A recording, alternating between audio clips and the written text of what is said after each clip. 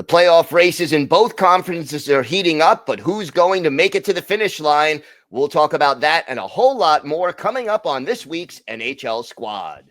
You are talking puck with the NHL Squad Show, sponsored by Game Time. From the Oilers to the Stars, Golden Knights, and the Panthers, the Rangers, Avalanche, and yes, even the Maple Leafs.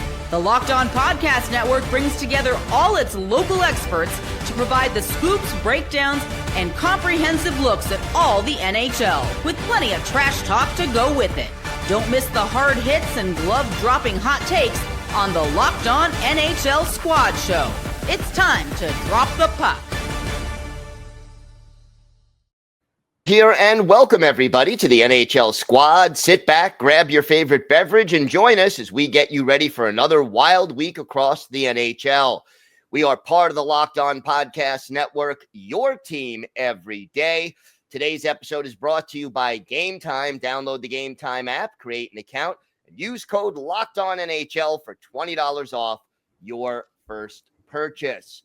We have got a great crew here today. Seth Toupal from Locked On Minnesota Wild, Kyle Kjer from Locked On Anaheim Ducks, and Tom Callahan from Locked On Utah Hockey Club. Again, I'm the only Eastern Conference guy here. This is becoming a trend. I don't know, but they're all stuck in traffic. That's it. Guys, a little bit of news before we get to the playoff hunt, and this does affect the Western Conference. But your thoughts on the news that the Dallas Stars may not have Miro Heiskanen to start the playoffs this year? That's a big loss for them.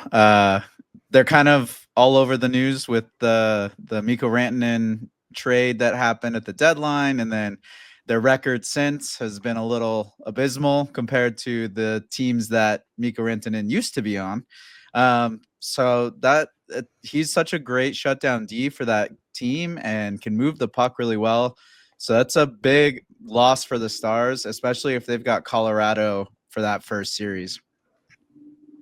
Yeah, this is going to be a tricky one for the Dallas Stars, to say the least. And I made the adage, and we're seeing him get close, or at least closer to returning. Miro Heiskanen is one of those players similar to Gabe Landeskog for the Colorado Avalanche, where Dallas is still a very good team, but you're talking about taking a top-tier player off the roster that just takes away kind of that different gear for this Dallas Stars team. And JD and I talked about this on the Tuesday episode of Locked On NHL, in that, you know, the Dallas Stars just had two big tests against Central Division rivals in Winnipeg and Colorado, and those offenses were basically able to do whatever they wanted, and they controlled play for a large portion of those games. Heiskanen would definitely help in that regard to just get the blue line sorted out and back to where everybody is playing in their natural spots, but not only defensively, and maybe even more so. It just, the offense that he brings to the table is just something that you're not going to be able to replicate on that back end for the Stars. And you look at what has happened over the last couple of games, you know, just they had trouble generating shots. He can bring you that element as well. Is it a Dallas team that's going to be able to win a series without him? Sure. Is it going to be much harder for them to do so? Absolutely. I realize that the season isn't over yet. However, I'm going to go ahead and just say it's going to be Dallas, Colorado in the first round. And if the game the other night was any kind of foreshadowing, I mean, look, Colorado's been a puck possession team. They hang on to it. They move it around. They make you chase them. I'm a big believer in defense wins championships. And, you know, if you're not as able to take care of your own end, if you're not as able to, that's another thing he provides is puck possession, right? Can move the puck, can skate with the puck, make smart decisions with it most of the time. That Jake Ottinger is still great. And I think that he can steal you a game, if not a series. But if it is Colorado, which I'm pretty sure it will be, that's a really big hill for Dallas to climb. And boy, they just went from one of the favorites to one of the, I don't know if they're getting out of the first round teams. Yeah, it does make a big difference. And, you know, there are certain players, especially at playoff time, that you can't afford to lose.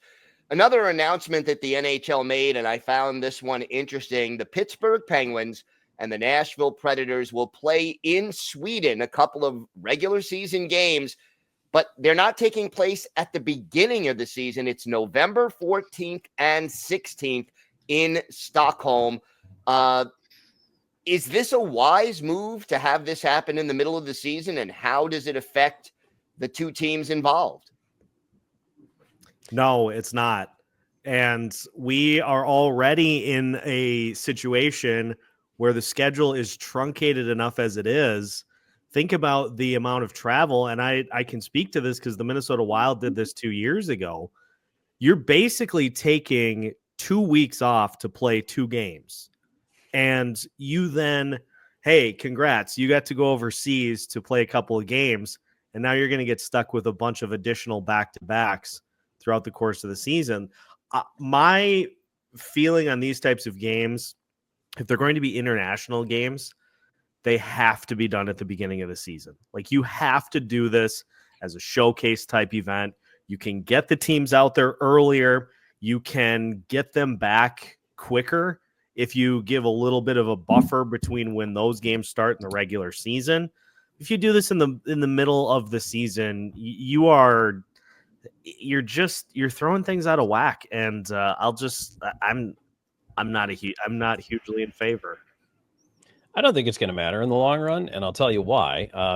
Number one, the reason the NHL picked these teams, in my mind, they'll never say it, but aging star power.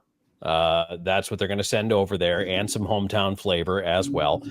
But neither Pittsburgh nor Nashville figures to be a playoff team next year. And so I think you take these two teams, you ship them over, they're going to rebuild and next year. So is it going to matter as much? Are they going to grouse about it at the end of the year? We missed the playoffs by 2 points because we went to Sweden in November. No. So I don't think it's going to make a bit of difference. And that's actually a perfect choice of teams to send in November. But I thought they just picked those teams because they're similar to the Swedish flag color-wise. But it's going to be nice to see Philip Forsberg, at least in his home country. And there's a lot of, like you said, a lot of star power that's going to be going. Little easier travel out there. So people from Finland, Norway, a lot of exposure can happen with Sweden kind of being in the center there. So it's a very interesting move. And the fact that it is in November when most people are saying, hey, like, you know, American Thanksgiving is the time to kind of annotate where teams are within the league and kind of looking at who could possibly be in the playoffs. And it just kind of takes you out of the funk. And then we got the Olympic break that's going to be coming up soon. And it's like, it's just a really very interesting decision for them. Tom, would it bother you more if this was two teams that are viewed as contenders next year? Probably. It probably would matter to me a little more. But even if it is, I don't know, even if you send Winnipeg and Edmonton, at the end of the day, yeah, it is going to probably give them a few more back-to-backs. But this isn't a minor league schedule. You're not playing 3-3, 4-5, 6-8. You're going to have some time off. Plus, you'll have time off for the Olympics for most of the players. But the NHL wants to grow this game more in Europe. They want to grow it in different markets. They want to make more money in other places. And to do that, you have to sell the product. And really, the product sells itself best in a live environment. So maybe there is, and there could be other reasons, whether it's scheduling or just there's something about going to November or in November as opposed to early October. I don't know. But I mean, whoever they pick to go over, you know, you're still going to go over. It's seen as a privilege. The fans get fired up about it. You know, they enjoy it. And again, I think right now you're trying to wring every last bit out of Crosby, Malkin. And, you know, like I say, you've got Stamkos on the Predators and Forsberg. And again, there's a healthy contingent of players who are from not only Sweden, but surrounding countries like Finland. And they'll draw well. People will travel to see these games. They'll be a big deal. So I think it is a good choice of teams. We shall see. You do have the Olympic break and an all-star break scheduled also for next year. So going to be a lot of compression going on for that schedule. But this is what the NHL has chosen to do, and hopefully it works out well for everybody. We have got a lot more to get to on this week's Squad Show. We're going to break down the wild card races in both conferences because they are heating up. That and more coming up next on the NHL Squad.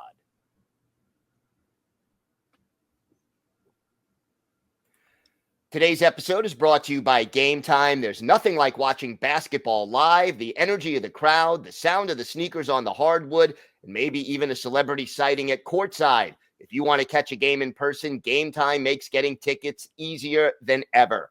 Game Time's new feature, Game Time Picks, filters out the fluff and shows you only the best deals on great seats so you don't have to waste time scrolling through thousands of tickets.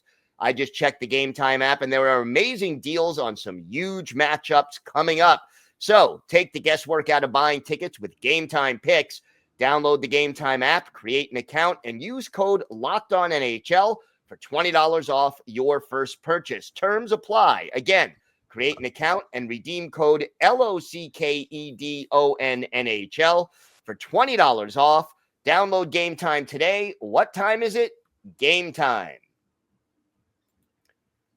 Today's episode is also brought to you by Monarch Money. Ever check your bank account and wonder where did all the money go?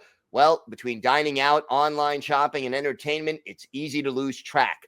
That's where Monarch Money comes in, your personal CFO, giving you full visibility and control over your finances.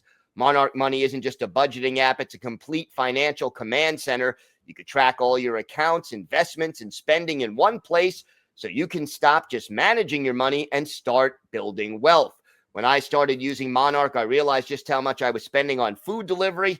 Now I budget smarter and save more. Instead of juggling multiple apps, you can use Monarch to check your finances, track spending, and even plan long-term goals. So take control of your finances with Monarch Money. Use code LOCKEDONNHL at monarchmoney.com for 50% off your first year. That's monarchmoney.com, code LOCKEDONNHL for half off your first year.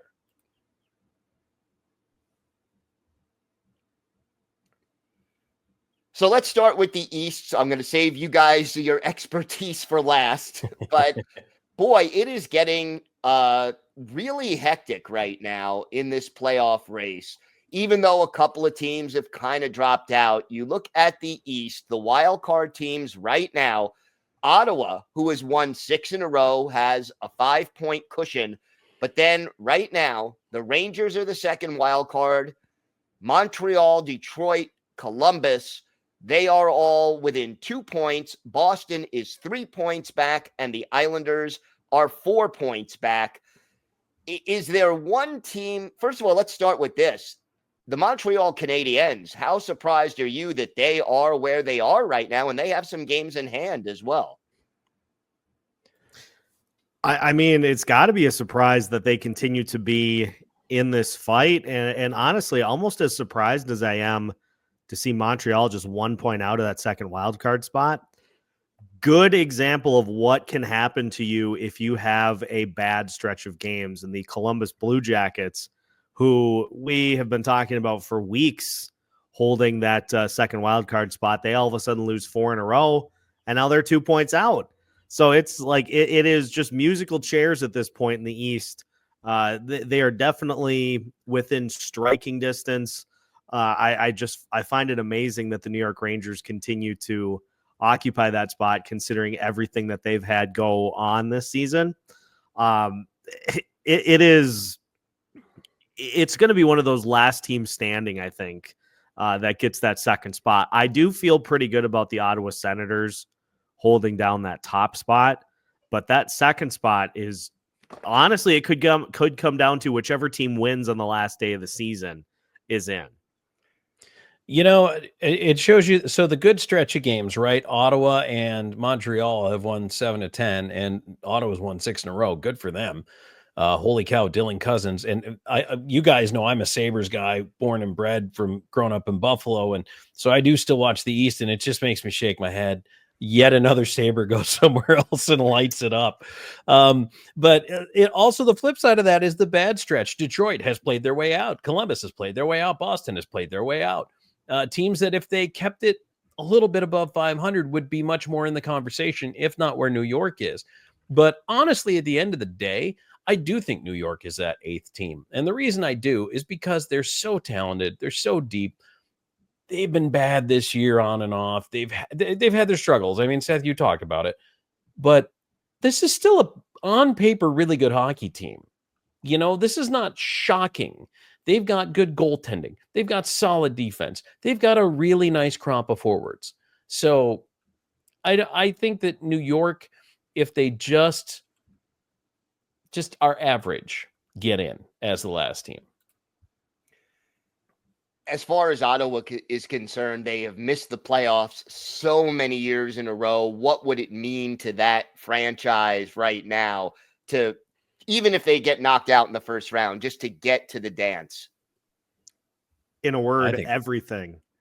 It has been so long for that Senators team. And you talk about just such a, that it's not like we're talking about an up and coming franchise in the NHL that is not having any success to start off their existence. The Ottawa Senators have a little bit of a history to their franchise, and they've had so many instances over the last decade plus where they've come close and they just completely fall apart. And it seems like this Senators team, of any that we've had in recent memory, is going to be the one to buck the trend. And you want to talk about a community that is going to rally behind a team and embrace them and fill the arena and do everything that they can to give back for everything that the Senators have given this season. We're going to see some special stuff in Ottawa. I can guarantee that. I'm really interested to see too. Sorry, Gil. I'm really interested to see if here's always my concern is where I'm going with this. Teams that heat up now, how long do they hold the heat? You know what I mean? Like, I feel like they'll put themselves into a playoff position and they will get in. But then are they able to, is this a new Ottawa team? Have they elevated their play? The moves they made at the deadline, has it made them that much better? Or are they playing on emotion? They're on a heater right now. Maybe they start to come back to earth the last week of the regular season and then the playoffs. I saw it when I was with Nashville. We ended up being caught by and passed by the Anaheim Ducks. No one wanted to play Anaheim that year because Anaheim had won something insane down the stretch, like, I don't know, 13 or 14 or something. It was crazy. I don't remember the number, but no one wanted to play the Ducks. And we beat them in 6 because they blew everything they had down the stretch. And then in round 1, it was almost like a letdown. So that's what I want to see what happens with Ottawa. Yeah, that's a great point, Tom, is you spend so much energy to put yourself in position to get there. And then you got to get out of bed and give that much energy and then some to win a playoff series. Yeah. And you're facing, the number 1 seed in one of those divisions, depending on which wild card you get. So it doesn't get any easier once you get in. What about the Columbus Blue Jackets? They have been such a sentimental favorite around the league. They're on a 4-game losing streak as of now. Can they get back? I mean, they're not far out of it. Can they regain their equilibrium and maybe fight for that last wild card? Well, this is something that's, I was curious and I was looking up the numbers of how the Dallas Stars have done without Miro Heiskanen in the lineup. And I scroll down in that exact same amount of time. And the Columbus Blue Jackets are 7-9-1 in that span, that same span of 17 games. So they've lost 4 in a row, but they have been trending downward. And the offense has dried up a little bit. Their power play is in single digits in that span in terms of percentage. So it's a Columbus team.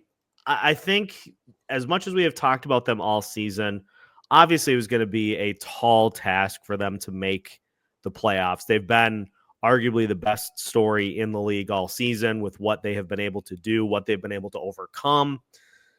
But it kind of felt like at some point it was going to be a tall task for them to keep that up. And it's looking like, at least at this point, that they're starting to settle back down a little bit. Could they light up again and go on a run at the end of March into April? Absolutely. But what it's going to require is for them to kind of regroup and just get back to what they were doing that made them successful pretty much all season. It's kind of a refocus point for them that they just come back together, get back to it, then maybe they can get themselves back into one of those spots. Columbus has been a team playing on emotion all year. And I think that shows in the disparity between their home and road record. At home, they're one of 5 teams in the Eastern Conference that's still in single digits in home losses. They've got 20 home wins. They are pretty darn good at home. On the road, it's the opposite. They haven't played well on the road. And in this little stretch here, I mean, look, if you win at home and you're 500 on the road, automatic playoff team, right? We're seeing a lot of teams that are opposites this year. They're either good at home, bad on the road, or bad at home, good on the road. I think if Columbus is going to put it together, the fact that they can't win on the road, for them to get into the playoffs, to me, is telling. I think they do it based on emotion at home. They go out there and they get fired up, and it's a great crowd. It's a great building, and they really channel that well. But if they can't figure out how to do it on the road, I just don't see down the stretch, let alone getting into the playoffs, how they're going to get back into the conversation. Going to be tough, but I know a lot of people will be pulling for the Blue Jackets to do just that. We've got a lot more to get to here on the Squad Show. The Western Conference tightening up. It was not so tight earlier. It's getting tight now. It's going to be a fun stretch drive out west. We'll have that coming up next on the Squad Show.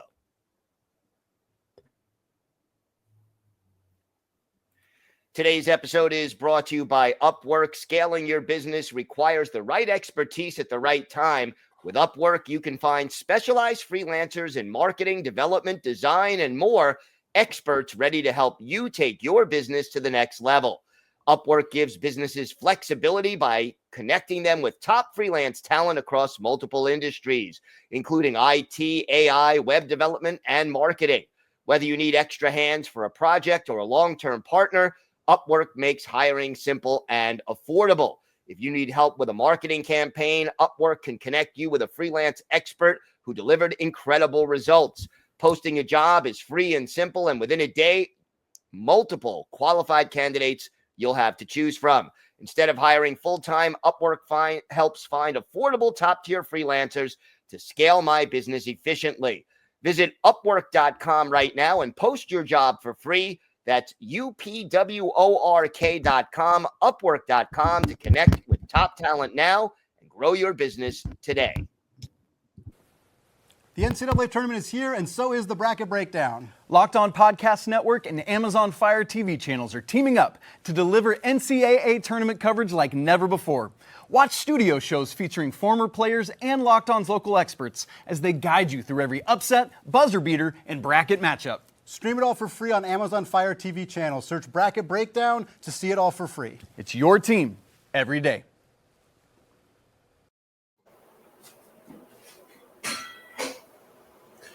All right, Kyle, welcome back. Glad that everything is straightened out and you are able to rejoin us.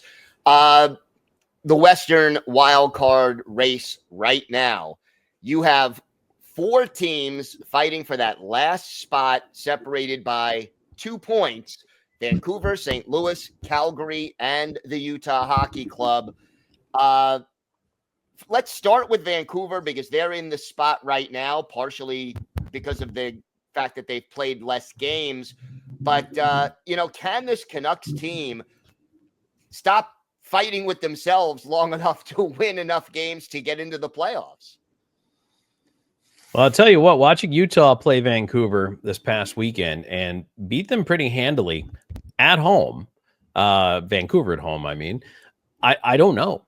The Canucks look like a team that was just, they were coming and going with momentum. They were there sometimes. They looked plugged in and engaged, and then all of a sudden they weren't. And I'm talking for half a period at a time.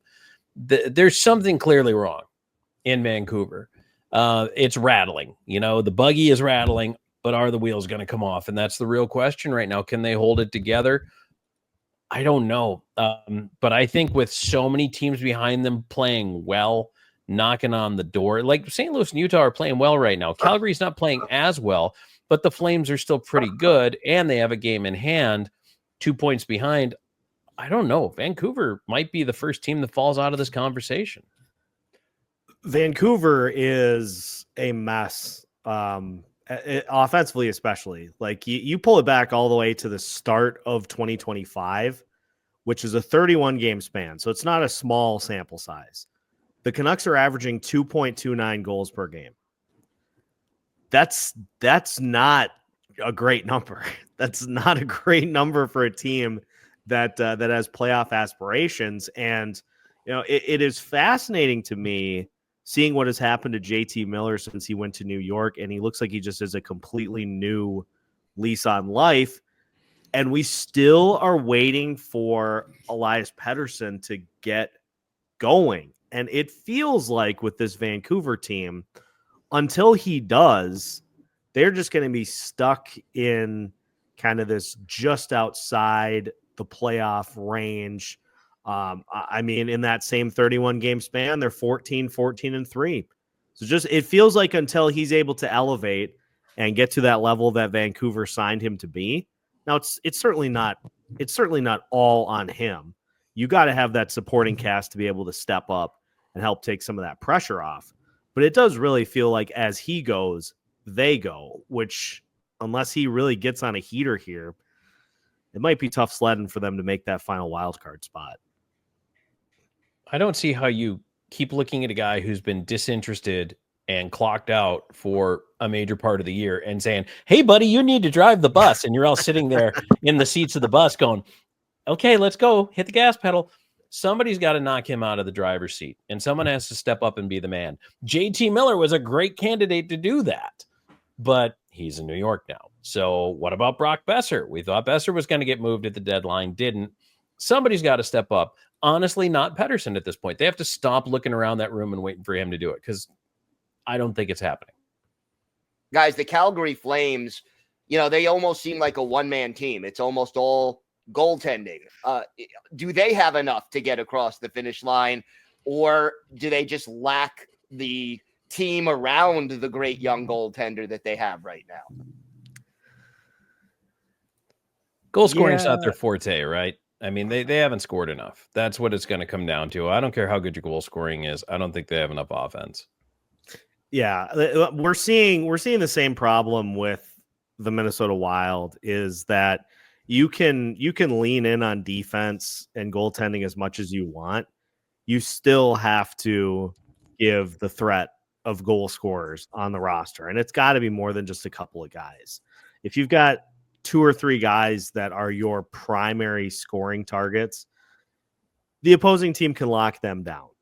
And until the cast of characters for the Calgary Flames, until a couple of other pieces start to jump in and help, you're going to see you're going to see 2-1, 3-2, 1-0. Like, they're getting great goaltending, but they are another team in that same span. They're averaging 2.41 goals since 2025 started.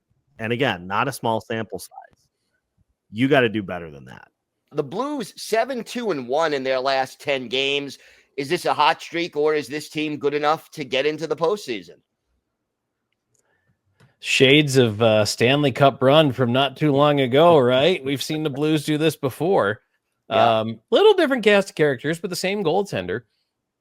Yeah, sure they can. They're a different team, but they play the same style. And if they're getting the goaltending and Binnington doesn't melt down, there's no reason they can't be that team. Especially because, and look, obviously Utah is the team that I'm covering. And I felt like if they got into this conversation at this time of the year, that was exactly where they needed to be. And if they overachieved, they'd make it into the playoffs. What I like about Utah is that they beat teams they should, but what I don't like is they lose against teams they shouldn't. And what I see from St. Louis is beating the teams they should and not losing points along the way. They're playing their best hockey right now. It might be a little bit of a case of Ottawa, they'll play well now. They'll get themselves into a spot, and then we'll see what they have once the playoffs hit. But I don't see why St. Louis couldn't be the answer to the question of who gets that last spot. Going to be interesting. Utah, St. Louis, Calgary, Vancouver. Only one can go unless the Wild fall apart entirely, which I know Seth is hoping does not happen. But Stay healthy.